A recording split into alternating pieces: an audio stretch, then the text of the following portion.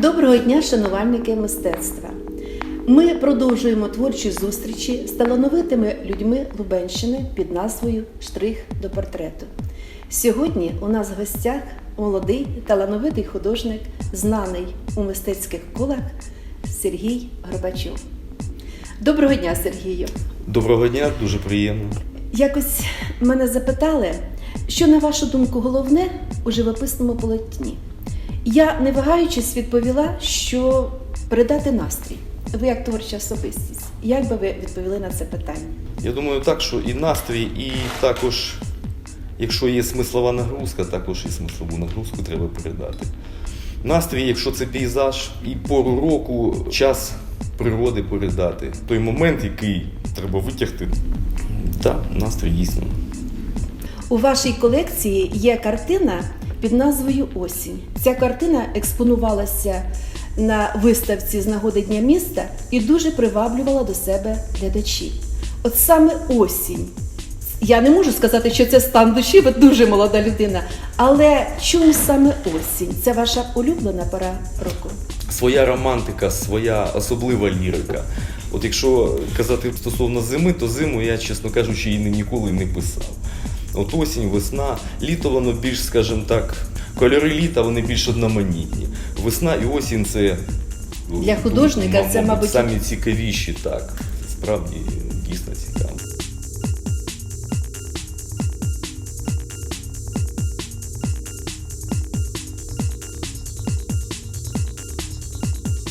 Є такий вислів, от говорять, що твори як художник і будь вільним як художник. Тобто свобода думок, ідей. Як ви до цього як художник відноситеся? Так, дійсно це все правильно, свобода думок і ідей, але у нас, на жаль, свобода, вона часто залежить від фінансів, на жаль. Художник має подорожувати. На жаль, в нашій країні художники часто не заробляють тих грошей, які їм би дозволяли подорожувати, їздити там в різні країни, спілкуватися з різними людьми. Там, Ну ви ж заказним мистецтвом не займаєтеся, так? Ви вільний художник, ви працюєте, от вам сподобалась тема, і ви над нею працюєте, так? Я працюю під замовлення також. Це треба робити кожному художнику, якщо він хоче жити, заробляти своєю творчістю. Різьба по дереву у мене, скажімо так, більше на даний момент приносить доходу, ніж живопис. Ви малюєте з дитинства. Так. Ви пам'ятаєте свою першу картину? І яка доля цієї вашої картини першої, вашого малюнку? Це, мабуть, була в дитячому садку якийсь був конкурс. Я тоді, чесно кажучи, малювати не вмів взагалі. Я такі каракулі зобразив на листку, сказав, що це вітер. Значить. Ну, всі так оцінили, що тобто у вас вона получилася, це така була класна абстракція. Да. Ви займаєтеся ще риболовлею, наскільки я зрозуміла, це ваше хобі. Як ви поєднуєте саме риболовлю і пленерний живопис? Ви знаєте, тут поєднувати не дуже і виходить, мабуть. Тут треба щось вже вибирати одне. Або риболовля, або пленерний живопис.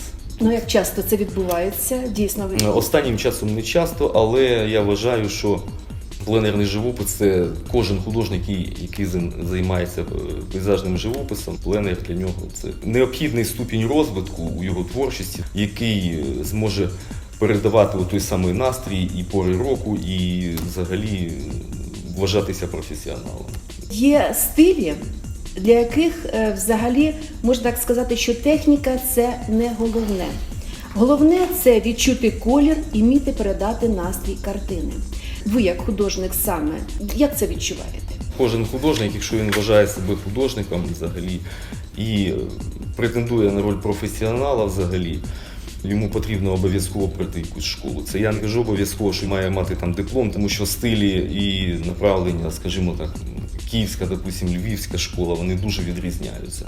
І якщо людина може професійно зобразити предмет, там людина, будь-то натюрморт або це пейзаж, то вона має право вважати себе і називати себе художником. Якщо взяв і там, я художник, я так віжу, тяп-ляп, і мене не цікавить, там, де, там, я хочу як Модільяні писати і все. Там, ну, це, скажімо так. Якщо людина дійсно обирає свій шлях, але вона має пройти школу, не обов'язково навіть академічного живопису і малюнку, але малювати вона вміти обов'язково повинна. От у вашій творчості присутній такий стиль, як символізм. Ну, перш за все, це основною рисою символізму вважається або є те, що конкретний художній образ перетворюється на символи. Так, дійсно. У вас дійсно дуже багато картин, це правда. Ну, символу завжди притаманна така невизначеність, так? Якісь нечіткі контури, які розчиняються, потім ніби дивишся в тумані вони, так? Я говорю правильно? Кожна людина, по-перше, вона по-своєму відчуває.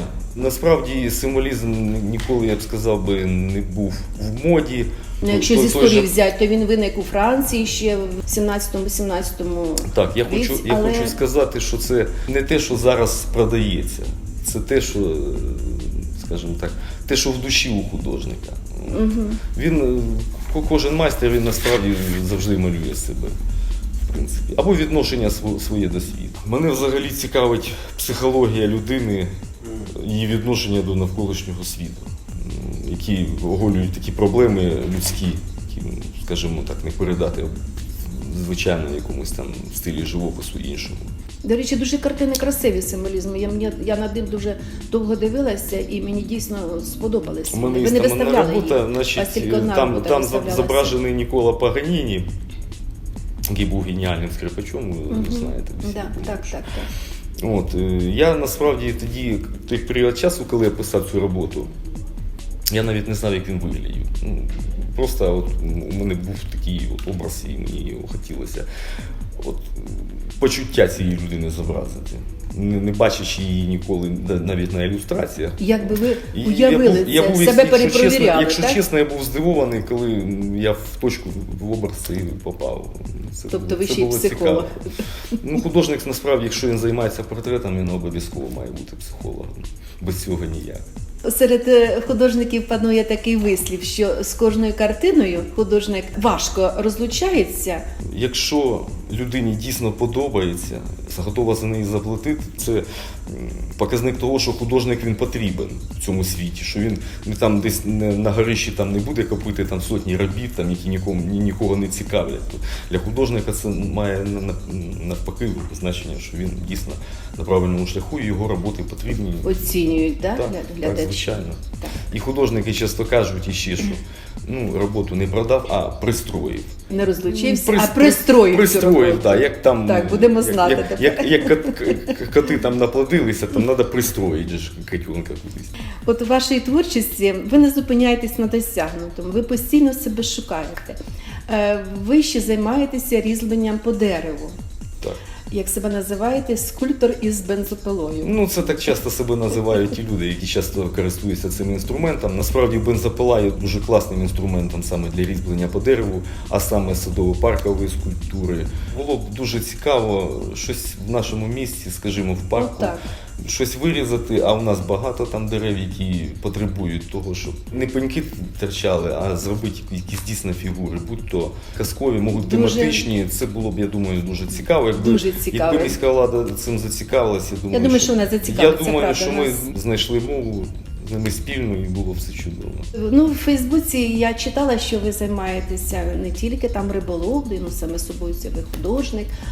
Ви ще читаєте, ще ви дивитеся фільми, слухаєте музику. От як молода людина, яку ви слухаєте музику? Якщо чесно, я більше важкий рок слухаю. Це жива музика, це музика вільних, музика бунтарів, так скажемо. Вона дає енергію. Ви бунтар по натурі? Кожен художник бунтар. Справжній кожен художник бунтар. Обов'язково без цього не може. Ми ж стараємося зробити світ кращим, без цього нікуди. Особливо, коли різьбою займаюся, у мене там електроінструментом я працюю, то в мене на фоні там має щось таке, не Вівальді грати, ви ж не розумієте. Звичайно, що там треба, щоб бути в цій справі. Якраз втрутиться саме і музика, щоб підходила саме до того, що відбувається з бензопилою, так? Коли я навчалася в інституті, викладач по класу образотворчого мистецтва говорив, що архітектура, живопис – це застигла музика. Це правда? Так, звичайно. Звичайно. Тобто, Є там динаміка, звичайно, я з вами це. тобто, окрім важкого року, там так ви ще... Ну, я дуже поважаю Володимира Семеновича Висоцького. Це геній. Я вважаю, що в бардівській пісні в цьому направленні досі немає конкурентів йому. Хто б там, що вони всі поважають Висоцького, хто займається бардівською піснею, я вважаю, що йому немає конкурентів і по сьогоднішній день. Кожна людина прагне, щоб вони якісь збулися мрії. От ваші творчі плани, які вони у вас? Це моє традиційне питання. Для кожного художника, я думаю, що насправді саме необхідне, що може бути, це бути потрібним. А от для глядачів, який у вас рецепт щастя є? Залишайтеся собою. Не будьте такими, як від вас хочуть. Не мисліть стереотипами, так, будьте собою. У нас, можливо, ви замітили, якщо там кожного року там то модні, то туфлі, то квадратні, то круглі, там, особистість тут стирається. Якщо на тобі майка не Adidas там, чи там чи що-небудь. Це неправда, це одне діло бути модним, друге діло бути стильним. Моду придумують там якісь дядьки там за кордоном, там, яким просто це вигідно, це маркетинг, це справді. А бути стильним це дійсно цікаво, це дійсно бути собою. Ну а в мене для глядачів теж є простий рецепт щастя, це щоб вас завжди окружали. Біля вас були близькі і хороші люди, і у вас буде все добре. Сьогодні в програмі у нас був Сергій Горбачов, Дуже дякую. а програму вела Алла Литовченко. Дякую, Сергію. Дякую вам також.